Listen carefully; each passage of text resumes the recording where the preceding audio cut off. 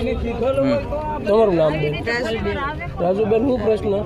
અમારો પ્રશ્ન એ છે સાહેબ, અમે પેલા છોકરાને 6 વાગે થોડુંક 5 વાગે વધારો થઈ ગયો તો અમે નાના ડૉક્ટર પાસે લઈ ગયા, ત્યાં ઉલટી બંધ ન થઈ, પછી અમે ઓલા પણ તિરપોણિયામાં લઈ ગયા તો ત્યાં એને રિપોર્ટ કર્યા અને એનાથી રિપોર્ટ ન થયા તો કાને તમે ભાવનગર લઈ જાઓ કે. તો અમે પૂછ્યું સાહેબ ભાવનગર કયો ડૉક્ટર સારો છે, તો એને અમને નામ દીધું, મને નામ નથી આવડતું ડૉક્ટરનું, ત્યાં તમે લઈ જાઓ કે. તો અમે બહાર આવ્યા પછી અમારે મોટા મોટાને બોલાવીને કોશિશ કરી, ફોન કરી આવ્યા તો એ લોકો કે આપણે અત્યારે બાયપાસ જઈ આવી, ત્યાં શું કહે છે ત્યાં નો હાથ ચાલે તો આપણે ભાવનગર વ્યા જાય. સદવિચારમાં હા, તો સદવિચારમાં એ લોકો પાસે અમે આવ્યા, એને રિપોર્ટ કર્યા, બધું કર્યું, પછી ઘણા ઘણી એને હોયું મોયું એને નાખ્યું લોહી, પછી આવ્યું, પછી એને રિપોર્ટ કર્યો કે બેન આને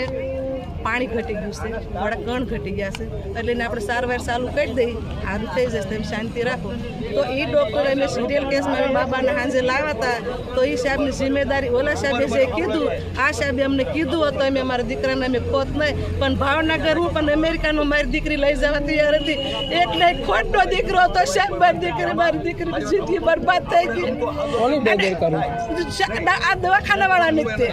તાપની તે અને દવાખાનાવાળાની તમારો એક દીકરો સાથ થઈ મને હાજર રજા દઈ દઈ હતી, જેમ ઓલા આદેશવાળા દીધી માને કેવું તું કે તું ભાવનગર લઈને વહી જા, અમેરિકા લઈને વહી જા, પણ મારી એમાં કાર્યવાહી નહીં આવે સાહેબ,